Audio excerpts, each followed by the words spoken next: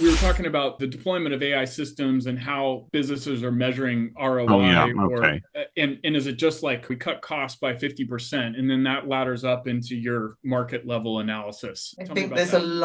a lot of testing and experimentation still going on, rather than having something that's solid in their processes right now. So as we're seeing a lot of experimentation still going on the tech vendor side and at LSPs, the same with the enterprises. Some are further forward in their testing and experimentation than others. Some are extremely risk adverse and don't even want to look at it. But even those, and even some companies that have traditionally said, absolutely no, we're never going to use machine translation, on the, say, life sciences side, they are starting to look at it now as well.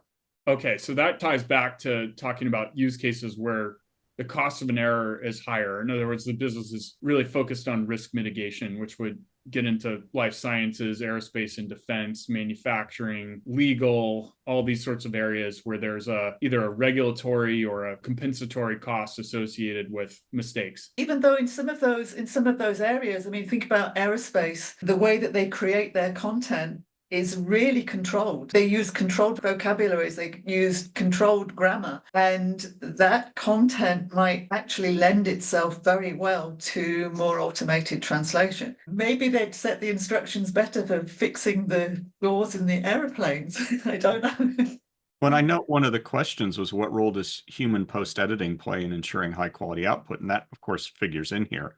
So some of them are saying we're going to use this to try and lower our costs, but we're going to use humans to try and maintain the quality. And so they're looking at marginal increases in efficiency and costs through using AI.